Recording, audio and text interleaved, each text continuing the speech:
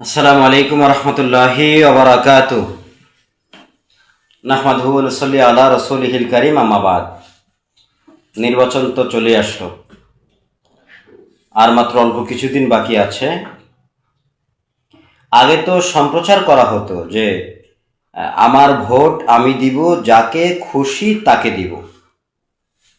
অবশ্যই এটা প্রচার করার কারণও ছিল, সবই তো ছিল তাগুত। ওই সে আব্রাহাম লিঙ্কনের অনুসারী ছিল, গণতন্ত্রের ঠিকাদার এক একজন। এই জন্য এই স্লোগান দিয়ে যে পিতা পুত্রের মাঝে দ্বন্দ্ব, স্বামী স্ত্রীর মাঝে দ্বন্দ্ব বাঁধিয়ে দিত। স্বামী যদি স্ত্রীকে বলতো অমুক দলেরকে ভোট দিও, স্ত্রী বলতো আমার ভোট আমি দিব, তোমাকে বলবো কেন, যাকে খুশি তাকে দিব। পিতা যদি সন্তানদেরকে বলতো যে অমুক ব্যক্তি সৎ, তাকে ভোট দিও, সন্তান বলতো আমার ভোট আমি দিব, তোমাকে জিজ্ঞেস করে দিব। তো এখন আওয়ামী লীগ সরকার ছিল, সাবেক প্রধানমন্ত্রী শেখ হাসিনা বিদায় নিয়েছে। আওয়ামী লীগ তো আর বিদায় নেয় না, আওয়ামী লীগ তো এখনো দেশে আছে। বিভিন্ন সরকারি কর্মকর্তা, কর্মচারী, অফিসার বিভিন্ন জায়গায় জায়গায় এখনো আওয়ামী লীগের বড় বড় হোতা বসে আছে। আমার তো মন বলছে যে শেখ হাসিনা যদি আবার বাংলাদেশে ফেরত আসে, তাহলে তিনি এদেশের প্রধানমন্ত্রী। কারণ হচ্ছে এই বাঙালি জাতি বড়ই অকৃতজ্ঞ, বড়ই গাদ্দার জাতি। এই বাঙালির ব্লাডেই সমস্যা আছে, আসলে রক্তেই সমস্যা, দূষিত রক্ত। তো এখন সামনে যে নির্বাচন আসতেছে, এর মধ্যে দলিত হচ্ছে তিনটা: বিএনপি এবং জামাতের অধীনে জোট করা বাকি যেগুলো আছে, এনসিপি সহ, আর তাওহিদবাদী দল, ইসলামপন্থী দল, ইসলামী আন্দোলন বাংলাদেশ। তো এই তিনটা দলের মধ্যে আপনি কাকে ভোট দিবেন?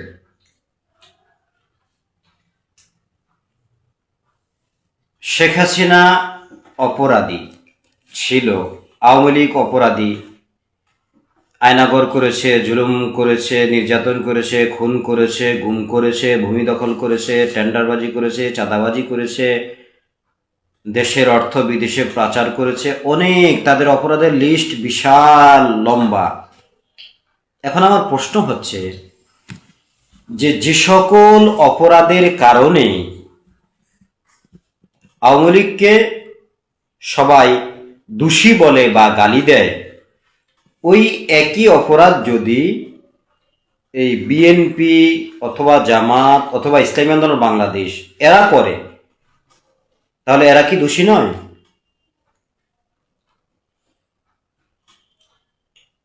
জুলাই অভ্যুত্থানের কার কিরকম ভূমিকা ছিল, এই ছেলে কার কেমন ভূমিকা ছিল, এটা সবাই জানে, কিন্তু সবাই স্বীকার করে না। কেন স্বীকার করে না? জানার পরেও, চোখ দ্বারা দেখার পরেও না দেখার ভান করে থাকে, অস্বীকার করে। কারণ কি? কারণ ওই যে বললাম, ব্লাডের সমস্যা, অকৃতজ্ঞ। এরা জাতিগতভাবেই এরা অকৃতজ্ঞ, এরা জাতিগতভাবেই জন্মসূত্রেই অকৃতজ্ঞ।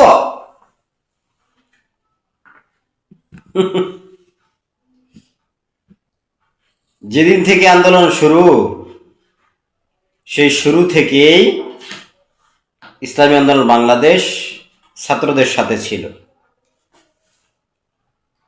ছাত্রদের অধিকাংশদের ছাত্র নেতা যারা ছিল, তাদের স্বীকৃতি হলো যে ইসলামী আন্দোলন বাংলাদেশ আমাদের সাথে সমান তালে না থাকলে আমরা জয়ী হতে পারতাম না, আমাদের জন্য এটা অসম্ভব ছিল।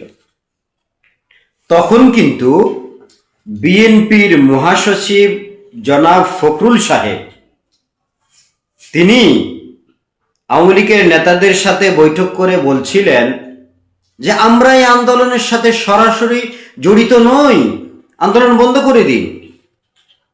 এটা কিন্তু ফখরুল সাহেব বলেছিলেন। আচ্ছা, এরপরে জামাতের সাথে যে জোটে আছেন হযরত মাওলানা মামুনুল হক সাহেব, তিনি নব্য ছাড়া পেয়েছেন জেল থেকে, তিনিও গিয়ে আবেদন করেছিলেন আন্দোলন বন্ধ করেন। কিন্তু ইসলামী আন্দোলনের মুফতি ফয়জুল করিম সাহেবের স্লোগান কি ছিল? দফা এক, দাবি এক, শেখ হাসিনার পদত্যাগ। দফা এক, দাবি এক, শেখ হাসিনার পদত্যাগ, এটা ছিল ফয়জুল করিম সাহেবের স্লোগান।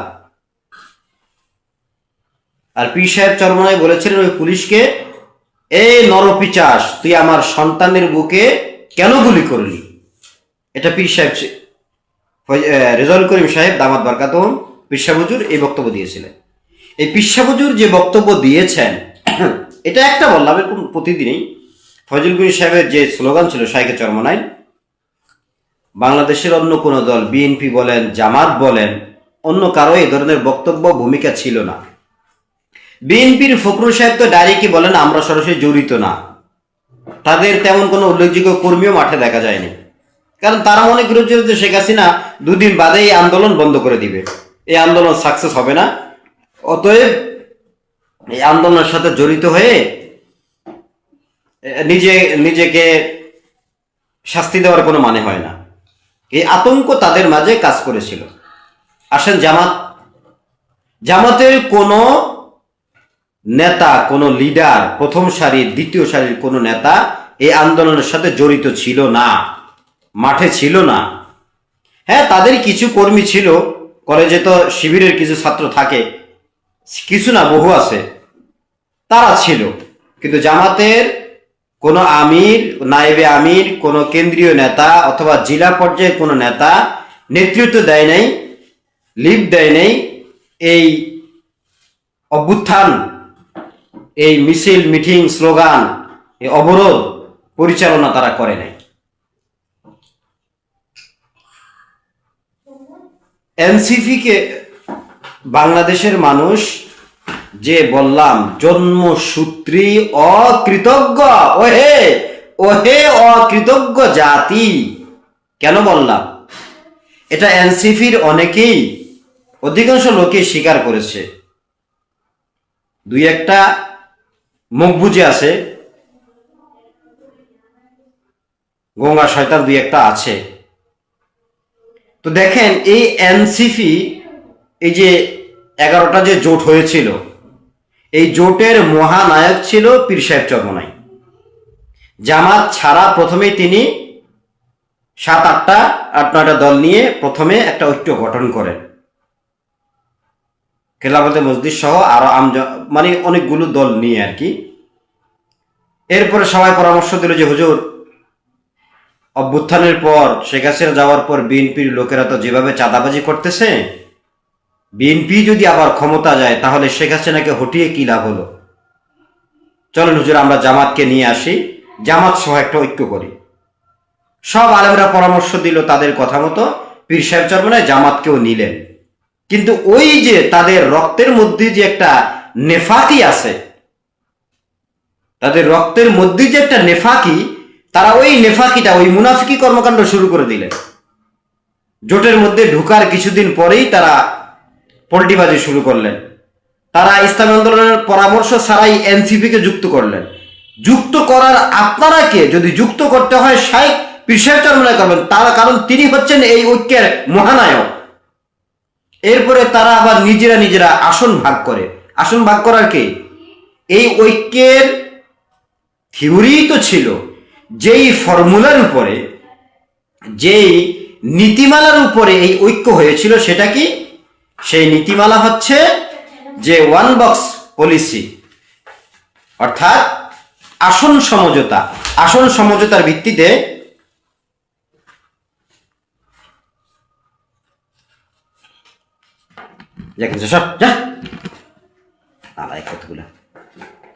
যে আসন সমঝোতা, এই আসন সমঝোতার ভিত্তিতে হবে যে যে আসনে যে দলের হেভিওয়েট প্রার্থী আছে সে আসনে লড়বে, বাকি সবগুলো দল তাকে সাপোর্ট করবে। অথচ দেখেন এই জামাত, যেখানে ইসলামী আন্দোলন বাংলাদেশ জামাতের আমির শফিক সাহেবের আসনে কোনো মনোনয়নপত্র জমা দেননি, অথচ এই গাদ্দার জামাত শাইখে চরমনের আসন বরিশাল 5 আসনে ঠিকই মনোনয়ন জমা দিয়েছে। তাহলে যেই ফর্মুলা, যে মূলনীতির ভিত্তিতে এই ঐক্য হয়েছে, তারা কি সে ঐক্য রাখলো? রাখে নাই। তারা আসন ভাগ করে, জামাতের 190টা, ইসলামী আন্দোলনের 29টা, এনসিপির 20টা, খেলাফতে মজলিসের 15টা। আরে ভাই, আসন ভাগ করার অধিকার আপনাকে কে দিয়েছে? এখানে এই ঐক্যের মূল থিওরি তো হলো যে আসন সমঝোতা, এটা কোনো দলের আন্ডারে জোট নয়, জামাতের অধীনে জোট নয়। কিন্তু যখন পীর সাহেব চরমনের অন্যান্যরা তাদেরকে এই ঐক্যের মধ্যে সামিল করলো, নিল, তখন তারা তাদেরকে হিরো মনে করা শুরু করলো, এবং তারা এই মুনাফিক দলটা এরা প্রচার করলো যে জামাতের অধীনে জোট। আস্তাগফিরুল্লাহ, কত বড় মিথ্যাবাদী! আপনাদের অধীনে কি এখানে জোট হয়েছে? আওয়ামী লীগ অনেক কিছু করেছে, এখন আওয়ামী লীগ যা করেছে সেই কাজ যদি আপনারাই করেন, তাহলে আওয়ামী লীগের দোষ কোথায়? শেখ হাসিনাকে আবার নিয়ে আসেন দেশে। আওয়ামী লীগ যা করেছে সেই কাজ যদি এরা করে, সমকালীন রাজনৈতিক দলগুলো, তাহলে আওয়ামী লীগের দোষটা কোথায়? আওয়ামী লীগের অপরাধটা কোথায়? জুলাই বিপ্লবের পরপরই বিএনপি শুরু করেছে চাঁদাবাজি, টেন্ডারবাজি, ভূমি দখল, মানুষকে মারা, হত্যা, বিভিন্ন ধরনের নির্যাতন। মানুষ অতিষ্ঠ হয়ে গেছে বিএনপির প্রতি। অথচ জুলাই বিপ্লবের পরপর কিন্তু মানুষ একটা আশা করেছিল যে বিএনপি ক্ষমতায় এসে এদেশের মানুষের দুঃখ দুর্দশা দূর করবে, কিছুটা স্বস্তির নিঃশ্বাস বাঙালি জাতি নিতে পারবে। কিন্তু না, এই আশার মধ্যে সম্পূর্ণ পানি ঢেলে দিল, গরম পানি, তাও আবার ঠান্ডা পানি না। মানুষের এই আশা, যে আশা করেছিল এই বাঙালি জাতি অন্তত কিছুদিন হলো স্বস্তির নিঃশ্বাস নিবে, যে বাঙালি তাদের কিছুটা অধিকার হলো ফিরে পাবে, না, এই আশার উপরে তারা একদম ফুটন্ত গরম পানি ঢেলে দিয়েছে। চাঁদাবাজি করে, ভূমি দখল করে, ইসলামের বিরুদ্ধে বক্তব্য দিয়ে। ফখরুল সাহেব ডাইরেক্ট বললেন, আমরা স্বর্গীয় আইনে বিশ্বাসী না। কুফরি কথা। এখন আমার কথা হলো, ফখরুল সাহেব যখন বলেছিলেন যে আমরা স্বর্গীয় আইনে বিশ্বাসী না, তখন জমিয়তের আলেমরা ছাড়া, এই যে কি বলে, জুনায়েদ সাহেব, জুনায়েদ আল হাবিব, যেনাকে লন্ডনী হুজুর নামে অনেকে সম্বোধন করে থাকে, তিনি, তারপরে মনির কাসিমি সাহেব, ওবায়দুল্লাহ ফারুক সাহেব, গং যারা আছে, এক কথায় বিএনপির সাথে যারা জোটবদ্ধ, তারা ছাড়া বাংলাদেশের সব ঘরানার আলেমরাই, কৌমি বলেন, আলিয়া বলেন, পীর মাশায়েখের খানকা বলেন, সবাই বিএনপিকে অনেক গালমন্দ করেছে, অনেক কথা বলেছে। কারণ কি? এই ফখরুল সাহেবকে, যে ফখরুল সাহেব বললেন যে আমরা শরিয়া আইনে বিশ্বাসী না। তো ফখরুল সাহেবকে এত গালিগালাজ করলেন, তো একই কথা তো জামাতের আমিরও বলছেন যে আমরা শরিয়া আইন বাস্তবায়ন করব না। আমি এখন আপনাদের কাছে একটা ফতুয়া দিচ্ছি, সেটা হচ্ছে, কেউ যদি বলে আমরা শরিয়া আইন বাস্তবায়ন করব না, আমরা যে সংবিধানে, যে বর্তমান যে সংবিধান আছে, বেশিরভাগই তো কুফরি সংবিধান, আমরা সেই সংবিধান অনুযায়ী দেশ পরিচালনা করব, এটা যদি সে আকীদাগত বিশ্বাস নিয়ে বলে, সে কাফের। আর যদি সে বিশ্বাস না নিয়ে বলে, বরং ক্ষমতার লোভে বলে, যে ঠিক মনে মনে রাখে যে আমরা মূলত ক্ষমতা যাওয়ার জন্য এটা একটা কৌশল করেছি, পরবর্তীতে আমরা এটা বাস্তবায়ন করব, তাহলে এটা হবে মারাত্মক পর্যায়ের কবিরা গুনাহ এবং জাতির সাথে ধোঁকাবাজি। তো শফিক সাহেব তিনি তো বললেন যে আমরা শরীয়ত আইন বাস্তবায়ন করব না। এরপরে আমেরিকার দূতাবাসে গিয়ে মূর্তিদের সামনে মূর্তিরা যখন বলেছিল ওই যে আমেরিকার যে দূতাবাসে যে মূর্তিগুলা থাকে সে মূর্তিগুলা বলল যে আপনারা তো মৌলবাদী দলের সাথে ঐক্য করেছেন, জোট করেছেন। তখন তিনি বললেন যে না, আমরা চেষ্টা করব তাদেরকে ফিরিয়ে আনতে। দেবতা তো এই কথায় খুশি হলো না। আমেরিকার দূতাবাসে যে দেবতা বসা, যে মূর্তিগুলো বসা, মূর্তিরা এই কথায় সন্তুষ্ট না। আরে ভাই, সন্তুষ্ট হবেই বা কেন? আল্লাহ জাল্লা শানুহু, আল্লাহ তাআলা, আল্লাহ রাব্বুল আলামিন তিনি তো বলে দিয়েছেন হাত্তা তাত্তাবিআ মিল্লাতাহুম।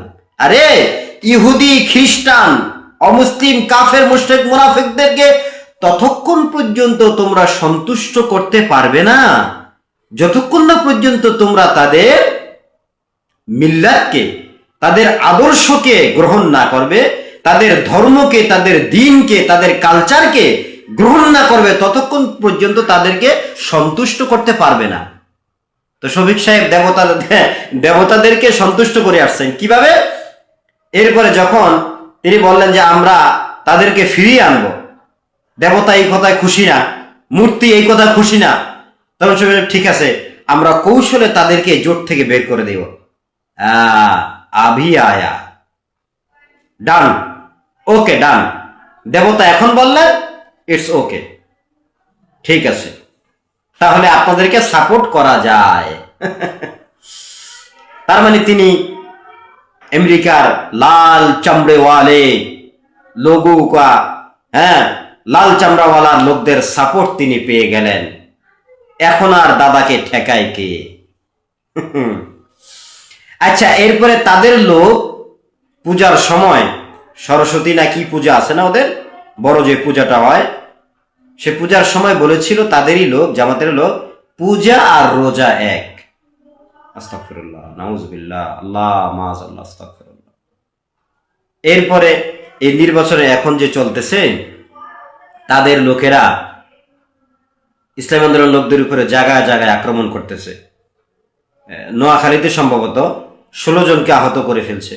ভোলাতে বোরকা পরা খাস পর্দানশীল মা বোনদের উপর আক্রমণ করেছে, বিভিন্ন জায়গায় আক্রমণ করেছে। তারপরে ওদিকে আর কোন জায়গা যেন দেখলাম, এই যে ইসলাম আন্দোলন অফিসে তারা আগুন লাগিয়ে দিয়েছে। আজকে আবার একটা ভিডিওতে দেখলাম যে শফিক সাহেব এক বেগানা নারীকে জড়িয়ে ধরলেন, বুকে জড়িয়ে ধরলেন। আমার আফসোস লাগে যে আওয়ামী লীগ যা করেছে, যদি বিএনপি আর জামাত তাই করে, তাহলে আওয়ামী লীগের অপরাধটা কোথায়?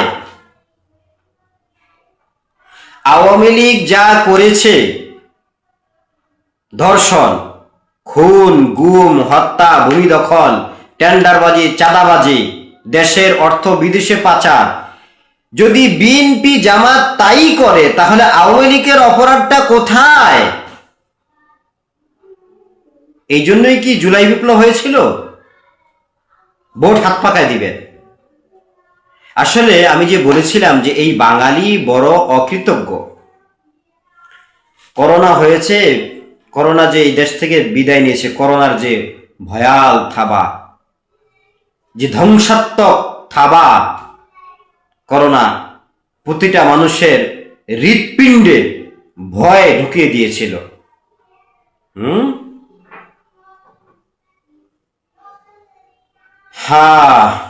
সেই করোনার সময় পিতার লাশ, মায়ের লাশ সন্তান বারান্দায় রেখে দিয়ে ঘরে ঘুমিয়েছে, উঠানে রেখে দিয়েছে, ভয়তে কাছে যায় না, তার করোনা হবে।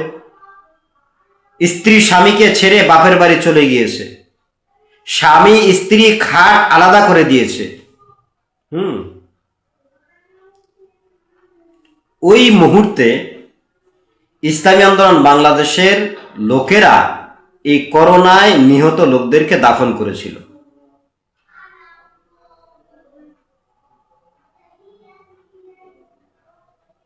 কিন্তু এই জাতি ভুলে গেছে, মনে নাই সেই কথা। সিলেটে বন্যা হয়েছিল, সর্বপ্রথম ত্রাণ ইসলামী আন্দোলন বাংলাদেশের লোকেরা দিয়েছিল, শেষ পর্যন্ত দিয়েছে। অন্যান্য লোকেরাও দিয়েছে, আহমদুল্লাহ সাহেব দিয়েছে, অনেকেই দিয়েছে। সাবেক প্রধানমন্ত্রী শেখ হাসিনা তো হেলিকপ্টার দিয়ে করে গিয়েছে, আবার করে চলে আসছে। তিনি ওই যে সুলাইমান আলাইহিস সালামের সিংহাসনের মতো, সুলাইমান আলাইহিস সালাম যেমন সিংহাসনে উপরে উঠতেন, তো শেখ হাসিনা এরকম আর কি কিছু ভাবছে, হেলিকপ্টার দিয়ে করে গিয়েছে, আবার ওই সিলেটের উপর দিয়ে হাওড়ের উপর দিয়ে একটা করে আবার ঢাকা রিটার্ন চলে আসছে। শেষ।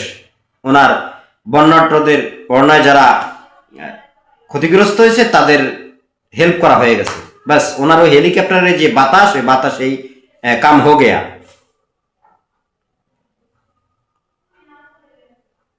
ফেনীতে বন্যা হয়েছে, সর্বপ্রথম ইসলামী আন্দোলন বাংলাদেশের লোকেরা ত্রাণ দিয়েছে, শেষ পর্যন্ত দিয়েছে। বাংলাদেশের মানুষ যখনই কোনো আপদে বিপদে পড়েছে ত্রাণ দিয়েছে। তাদের দলের আজ পর্যন্ত কোনো টপ লেভেলের লিডার, কেন্দ্রীয় কোনো লিডার নারীর সাথে বসে নাই, নারীর সাথে কোনো আপোষ করে নাই। মরহুম বেগম খালেদা জিয়া তিনি শায়েক রহমতুল্লাহকে প্রস্তাব দিয়েছেন কথা বলার জন্য। শায়েক রহমতুল্লাহ বললেন, বেগানা নারীর সাথে আমার কোনো কথা নাই, তিনি কি বলতে চায় রেকর্ড করা হোক, টেপ রেকর্ড। তখন তার অ্যান্ড্রয়েড মোবাইল ছিল না। টেপ রেকর্ড করা হোক, আমি শুনি, আমার কথা টেপ রেকর্ড করে তাকে শোনাই। এটা শুনে তিনি বলতেছে, এটা কোনো কথা হলো? এটা হয়? তিনি নাকচ করে দিলেন। তখন শায়েক রহমতুল্লাহ আলাই বললেন, ঠিক আছে, তাহলে আমি আলাদা এক রুমে থাকবো, আমার সামনে মাইক্রোফোন থাকবে, আর তিনি আলাদা আরেক রুমে থাকবে, যে এক রুমে পর্দার আড়ালে না, বরং রুমেই ভিন্ন ভিন্ন। তার সামনে মাইক্রোফোন থাকবে এবং বক্স থাকবে, আমি যা বলবো তিনি তা শুনবে, তিনি যা বলবে আমি তা শুনবো। বেগম জিয়া এতেও এই প্রস্তাবও রাজি হলেন না। তিনি বললেন যে না, আমরা সরাসরি পাশাপাশি এক টেবিলে বসবো, সেখানে আলাপ আলোচনা হবে। শায়েক রহমতুল্লাহ বলে যে না, আমি রাজনীতি করি ইবাদত হিসাবে, বেগানা নারীর সঙ্গে আমি বেপর্দা বসতে পারবো। বাংলাদেশে অনেক আলেমী তো তার সাথে বসছে। মরহুম নূর হোসেন কাসেমী শাহ রহমতুল্লাহ তো বারবার তার সাথে বসেছিলেন। মুফতি আমিন সাহেব তো দেখা করছিলেন। এরকম বহু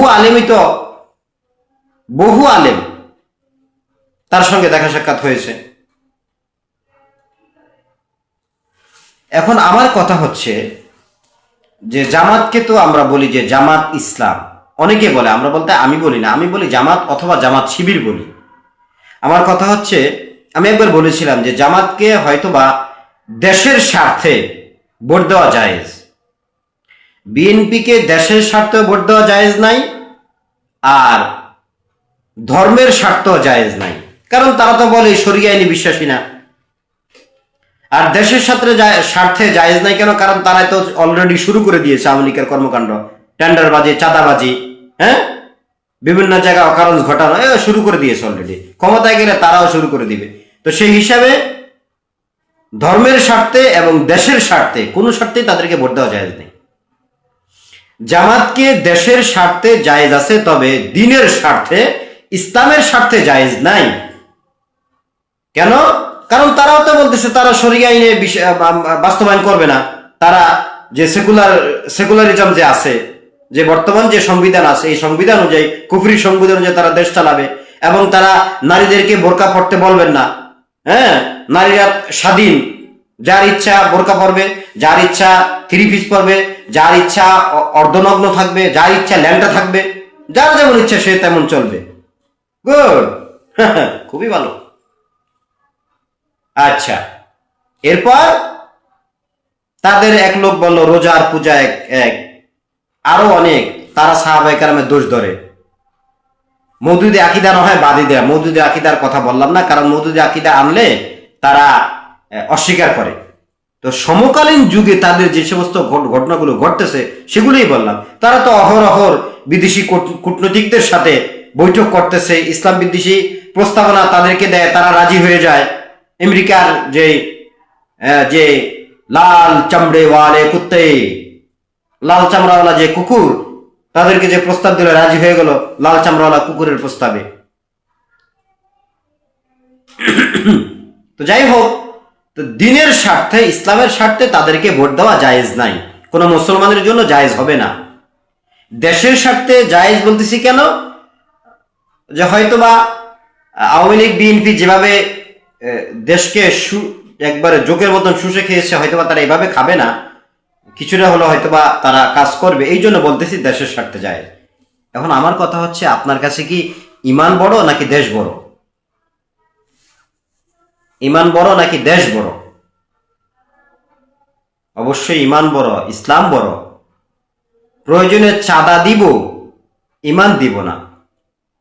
জামাত ক্ষমতায় গিয়ে চাঁদাবাজি করুক, দিব চাঁদা, কিন্তু তারা এটা বলুক যে তারা স্বর্গীয় আইন বাস্তবায়ন করবে, তারা এটা বলুক যে আমরা পর্দার ব্যাপারে, বোরকার ব্যাপারে যে বেয়াদবিমূলক, যে আমরা যে দুঃসাহস দেখিয়েছি, আমরা আমাদের কথাকে উড্ড করলাম, আমরা আল্লাহর কাছে তাওবা করতেছি এবং এই দেশের মানুষের কাছে ক্ষমা চাইতেছি।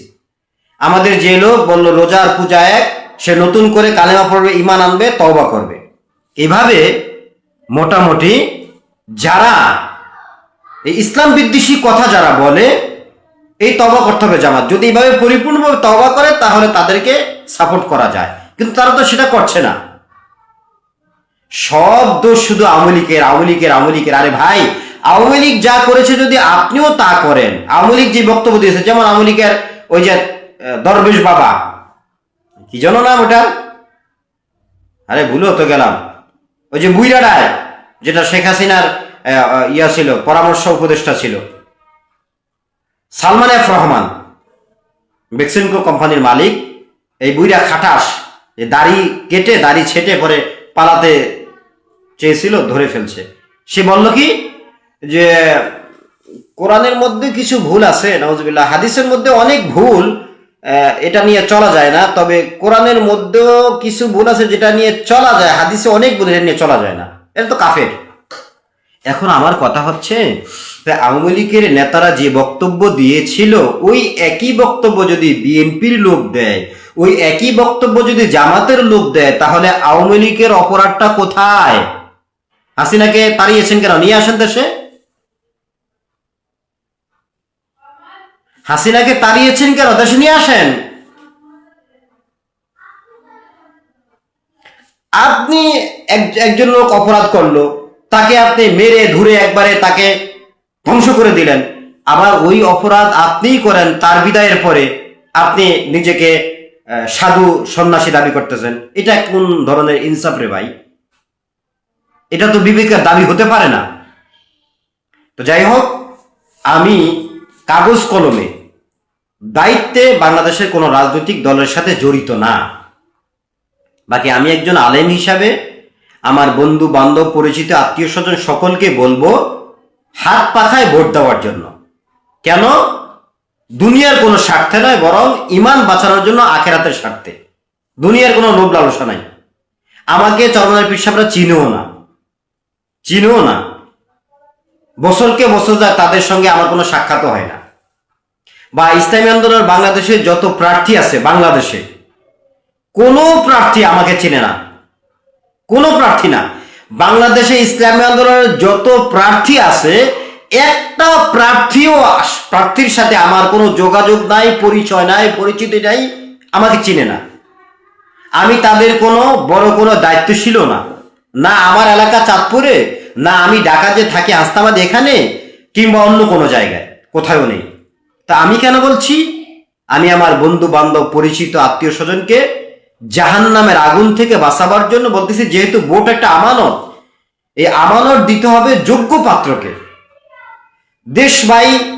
দেশের ফিকির, ইনসাফ অনেকেই করে, আমেরিকাতেও ইনসাফ আছে, কানাডাতেও ইনসাফ আছে, রাশিয়াতেও ইনসাফ আছে। ইনসাফ করলেই যে সে নাজাত পেয়ে গেল এমনটা না। আমাদের মূল টার্গেট হলো আখেরাত, আমাদের মূল টার্গেট আখেরাত। আমরা মুসলমান, আমাদের আখেরাতকে ঠিক রেখে অনেকেই লাইভে যুক্ত হয়েছেন। মাশাআল্লাহ, আমার এক চাচা যুক্ত হয়েছেন, রিপন জমাদার, মাশাআল্লাহ, জাযাকাল্লাহ। চাচা মনে হয় বিদেশে থাকেন, দোয়া করবেন চাচার জন্য, আল্লাহ তাআলা যেন ওনাকে কামাই রোজগারে বরকত দেন, সুস্থ রাখেন, ভালো রাখেন। ইয়াসিন তালুকদার, উনিও যুক্ত হয়েছেন। এমডি শেরুন, আমার অত্যন্ত মহাব্বতের মুসল্লি যুক্ত হয়েছেন, এমডি আমিন, অত্যন্ত মহাব্বতের মুসল্লি, ওনাদের জন্য দোয়া চাই।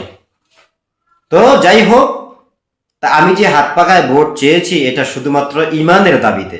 তারা আমাকে টাকা পয়সাও দেয় না, আমি তাদের কোনো সক্রিয় কোনো দলের কোনো লোকও না। তো মোটামুটি ইমানের দাবিতে মুসলমানিত্ব টিকানোর জন্য আপনারা এখানে ভোটটা দিবেন। এখন যদি আপনি মনে করেন যে না আমার ইমান, আকিদা, ইসলাম, পরকাল পরে, আগে দুনিয়ার ভোগবিলাস, কিছু টাকা পয়সা পাবো, তাহলে সেটা আপনার বিবেকের উপর ছেড়ে দিলাম। আমি আপনাকে আপনার ইমানের সতীত্ব বজায় রাখার জন্য, আপনাকে আপনার ইমান যাতে ভেঙে না যায়, আপনার ইমান যেন অটুট থাকে, আপনি যেন একজন পাক্কা মুমিন মুসলমান থাকেন, একজন পাক্কা মুমিনের খাতায় যেন আপনার নামটা থাকে, সেজন্য আমি আপনাকে এই দাওয়াতটা দিলাম। বললে তো হুজুর জামাত তো ইসলামিক দল, তাদেরকে দেশে তো এতক্ষণ বললাম যে জামাত ইসলামিক দল না, জামাত ওই বিএনপির মতোই একটা রাজনৈতিক দল, ইসলামিক দল না। জামাত ইসলাম না, জামাত শুধু জামাত।